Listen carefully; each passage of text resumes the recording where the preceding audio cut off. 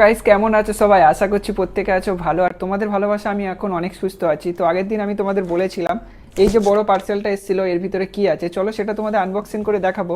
আর তার আগে দেখতে পাচ্ছ আজকে আমি চার চোখো হয়েছি, কারণ এত বড় পার্সেল আছে আর এটা আনবক্সিং করতে গেলে অবভিয়াসলি আমাকে চার চোখো হতেই হবে। তো আজকের কিন্তু আমি আনবক্সিং করার জন্য আমাদের কিচেন থেকে এই ছুরিটা নিয়ে এসেছি। এটা মেবি 200 বছর পুরনো একটা ছুরি, কারণ ছুরিটা ছিল এতটা মোটা, এটা ক্ষয়ে ক্ষয়ে কমে গেছে, তাই আনবক্সিংয়ের কাজে লাগালাম।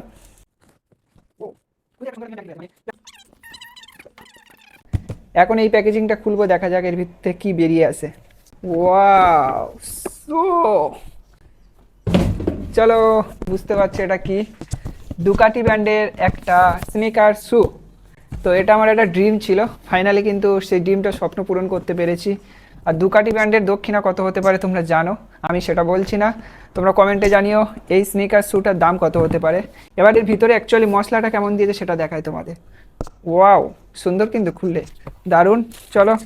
ও হো, এটা মেবি 14 থেকে 15 দিন আগে পার্সেলটা আমাকে ডেলিভারি দিয়েছিল, বাট শরীর খারাপ ছিল তাই আনবক্সিং করতে পারিনি। তাই ভাবলাম তোমাদের সঙ্গে শেয়ার করবো, আর তখন আমি নিজেও দেখবো এটা কতটা ভালো আছে।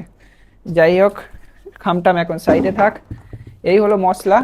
আর রাইডিংয়ের জন্য অ্যাকচুয়ালি কিনেছি, মোটো ব্লগিংয়ের রাইডিংয়ের সঙ্গে স্টাইলিশ, খুব সুন্দর লাগছে। আর এর সাইডের একটা জিনিস আমার খুব ভালো লাগে এই মডেলটার, সুন্দর একটা কিন্তু চিপকা আছে, চিপকা। তোমরা কি বলো কমেন্টে জানিও।